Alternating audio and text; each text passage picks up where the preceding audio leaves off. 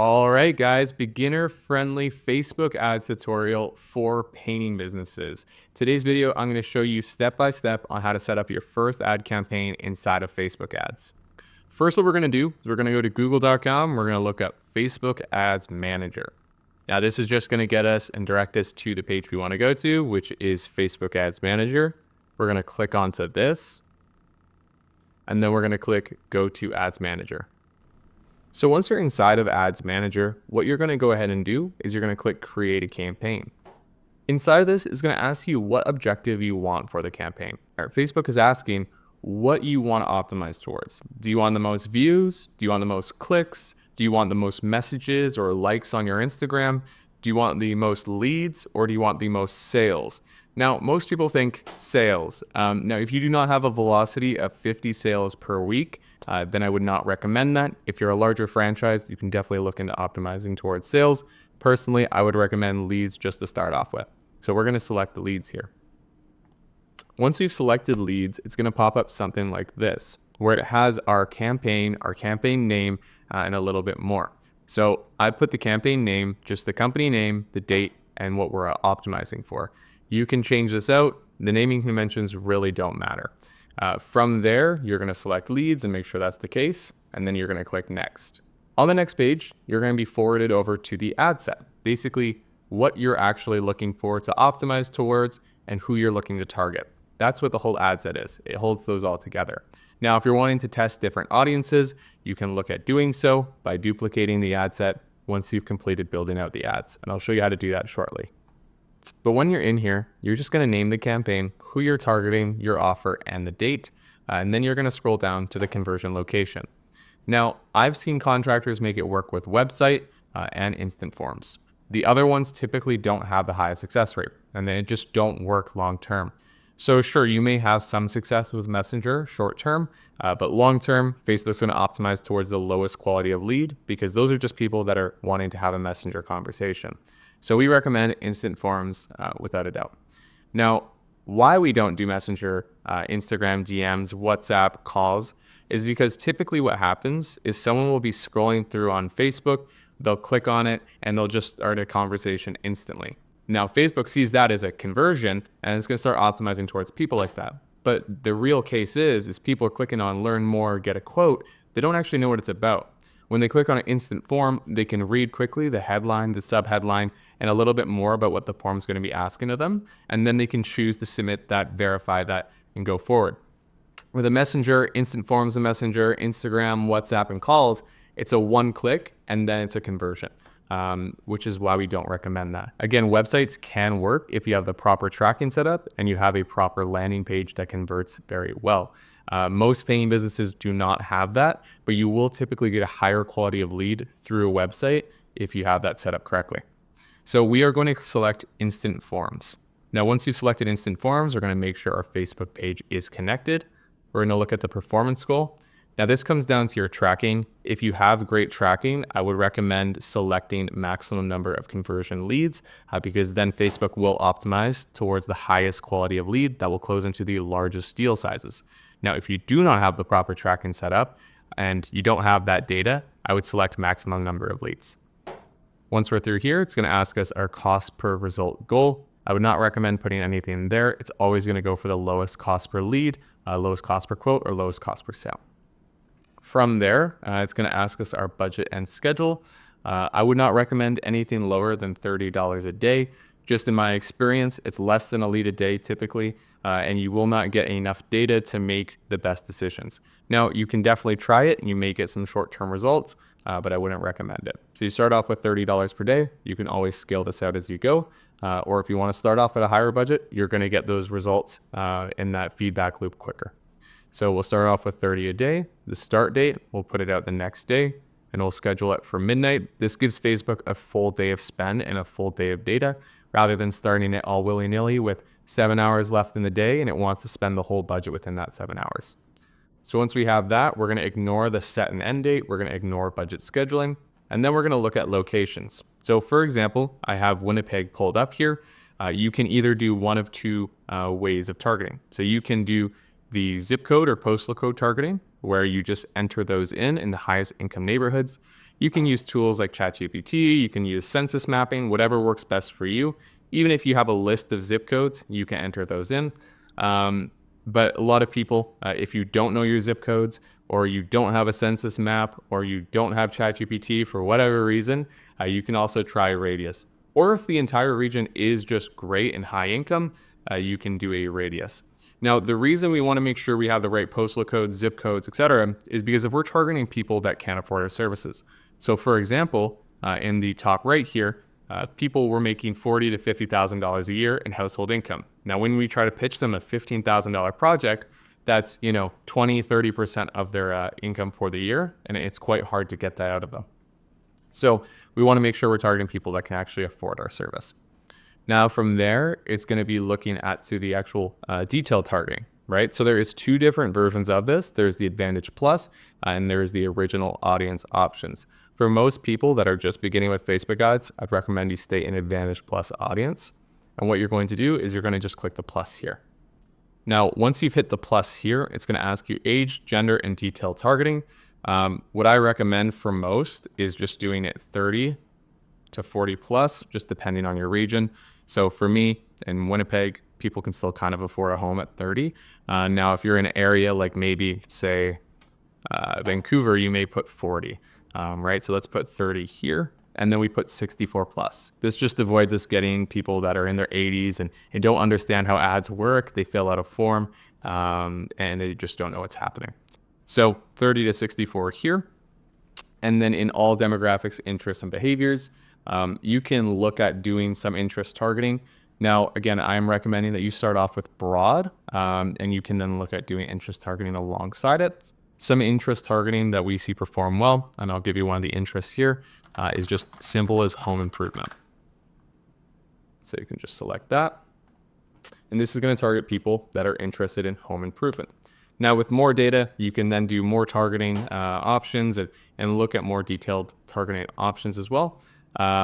If you have a website, you can do customer marketing up here to where you can get your pixel on your website, create those custom audiences of 30, 60, 90-day visitors. You can look at people that have converted into jobs and remarket them with special offers. You can do lookalike audiences towards, say, hey, you have your top 100 best customers. You can feed that to Facebook with all of their information and then tell Facebook to look for people just like those people.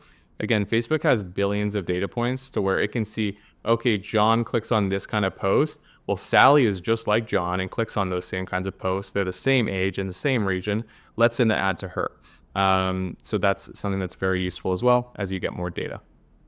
So from there, you're going to then go down to placements. What I recommend is not keeping on Advantage Plus placements, especially in the beginning when Facebook doesn't have enough data.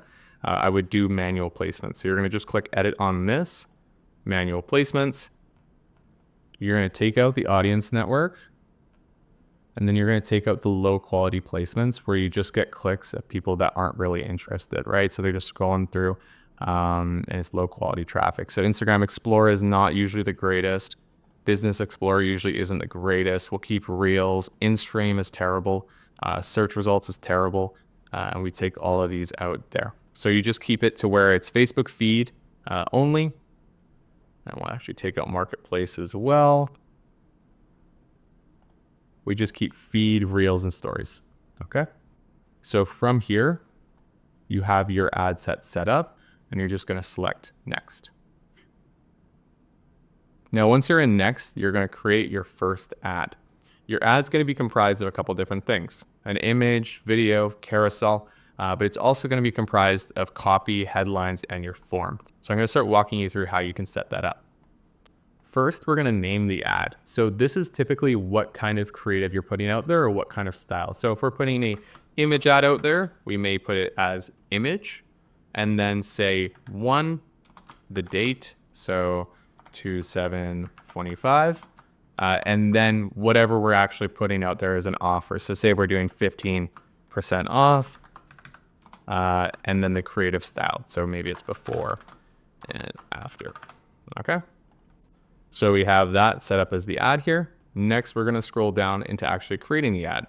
This is where we can look at the formats. So as I was just saying, there's 3 core formats on Facebook. There's image, video, and carousel. What I recommend most people do is start off with image and video. Carousel is so-so. You can see success with it, but typically image or video will do amazing for you already. So what you'll do is you'll select that, and then you'll turn off multi-advertiser ads. We found, again, it gets very low quality traffic, so you just turn that off there. Next, what you'll do is you'll replace this with your creative. So again, if it's a before and after, a video of yourself, a video of your team working, that sort of thing, you can then put that in here. So how you'll do that is you'll just select set up ad creative. You'll click image ad, and then you'll start writing your copy. So for example, I've added this in here. Hey Winnipeg, this is Tyler Bains from PaintLaunch, a painting company that has helped 500 plus homeowners this year. We've created a team that is excited to wake up and serve each and every homeowner like it is our last, from homes in Bridgewater to Linden Woods. We know how each and every job matters. And it just goes through a little bit more about yourself. Now you can reword this. This is just a copy that we have seen perform extremely well. Basically the format is call out who you are, and then a little bit more in detail about an offer, problem, or something to that effect. Then some value, like some quick reasons why they should work with you, why they should choose you, and then how they can actually get started, or a call to action. Then your headline can be as simple as get your free quote today, description, 5 stars on Google. You can switch that up to whatever you want to be. For example, locally owned and operated, something like that. And then you're going to select get quote. That's the best performing call to action. You're going to select next. Now in here, you're going to select your creative. For example purposes, I've just added a picture of myself. You can get a picture of yourself, a picture with you and a past client with your arm around them. This can be your team. This can be anything what you want it to be. Now, what I would recommend it should not be is just a simple before and after. It should not just be a, before a project completed and after project completed.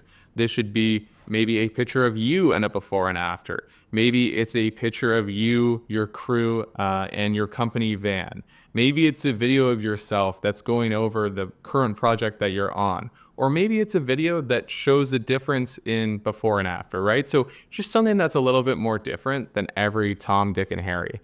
You don't want to blend in here. You want to stand out and you want to be unique to build a brand long term. So if you are just a faceless company, you're not going to build a brand like the guy that has their face out there, that's filming content, that's creating new ads each and every week. So you're going to select a photo of yourself, for example, and you'd select next. Now, one note here is you do want to make sure that this actually matches the format. So for example, if we have this picture and my face was half cut off, we want to create a separate ad that made it proper and was actually properly cropped. Or like there was text that was half cut off, I would make sure to make just a separate ad creative for that. You want to make sure it matches the format. So we then select next, all optimizations, that's fine. And then you can click done. So our ad, for the most part, is now set up. We have our primary text, our headline, our description, our call to action, our creative, and I've already created the form. Now you will not have a form. So I'm going to walk you through how you can create a form right now. What you're going to do is you're going to click create form, and then you're going to rename this to lead form, the date, right? So for example, 7/25, and then how many questions you're asking, or pre-qualification questions you're asking. So if you're asking one pre-qualification question, you're going to put 1Q. If you're asking 3, you're going to put 3Q. And then whatever details you're asking. So for example, first name, last name, email, phone number, zip code, right? That's like an example. And then you're going to click more volume. You're going to click open. This is one setting that you can very much miss. And again, you can select more volume or higher intent. Now, when you're just starting out and you're just trying to get as many leads in as possible, I'd select more volume. If you're finding the lead quality is going down, look at higher intent. Now with us, we typically start with higher intent just because the companies we work with have not enough time to call the low quality leads, and our creative are just that much better that we can do that and still get a large lead volume. Now, when you're starting out with Facebook ads, you probably aren't going to get that many leads if you select this. So select more volume. Then you're going to select next. You're going to create a headline. So you could put enter your information below and schedule your free estimate. Okay. Then there's the description. So where you can enter a little bit more information about why they should, select the form now. Enter your information below and get on our 2025 schedule. All right. Something as simple as that does work. And we can click next, enter your description. Please enter your information. So now once we have the intro done, we're going to be looking at pre-qualification questions. Some questions that you can ask are, what are you actually looking to get done? When are you looking to get it done? What is your budget? Those sort of things. And you can do these with conditional. Now, my favorite is a multiple choice conditional. So for example, how soon are you looking to paint? And then say, for example, ASAP, 2 to 4 weeks, 4 to 8 weeks, 3+ months out. Then you put this as a conditional logic. Then you can click submit form, end page for leads. And then you're going to just do that for all these. Submit form. Then what you're going to do for 3+ months out, if you want to disqualify that, is you will then select close form and then end page for non-leads. Okay. So now when people select on this form, if they select 3+ months out, 1, Facebook won't optimize towards those low quality leads. And 2, you won't talk to them because they're not going to be coming through the system. So that's what you're going to do. ASAP, 2 to 4 weeks, 4 to 8 weeks, and then you're going to get the information that you want. So some general information that you can typically get from someone without being too much friction is a full name, an email, a phone number, and then you can ask for things like city, zip code, and maybe even street address. Now, I recommend that you just start with this: email, full name, phone number, city, and zip code. Anything more, and you're going to probably create too much friction there. And then I'm going to select next. You can put a link to your privacy policy. You're going to select next, and then you're going to build out these end pages. Now, once you're done, it should look something just like this, where you can claim your free estimate. This is just a different headline, different buttons, and you can kind of go through it here. Now, I would recommend, if you don't have any software to hook this up with, just set it up with Google Sheets. It's extremely simple. If you do have something like Drip Jobs, you can use Zapier, or if you have Jobber, the same way. But then I would then set up your backend tracking. Now, this is a little bit more advanced, but once you do set this up, is extremely useful to get a higher quality lead. Again, all of our clients do have this set up so they can keep getting higher quality leads. And that's the CRM events, website events, and offline events. Now, once you have all of that set up, what you're going to do is you're going to quickly duplicate this as many ads you want to run. So if you want to run 6 ads, you're then going to go through this entire process for 6 different ads and 6 different variations. So for example, image 2, and then I would throw in a new image. If I wanted a video, I put video 1, that sort of thing. And then once you are all completed, you'll go to the very top, you'll click publish, and your campaign will be scheduled out. Now, this is only one part of Facebook ads, which is getting the leads in, right? Now, say these campaigns work extremely well. You get a bunch of leads. You get a bunch of people that are interested in your service. But what happens when they can't convert? They don't convert into quotes. What do you do then? That's typically when you want to look at outside help. So working with a company like ours that builds out the system on the advertising front so that you can optimize towards 1, higher quality leads, but get in contact with more of your leads. If you have any questions about that, leave a comment down below or click the link below to schedule a time with our team. I'll see you in the next one.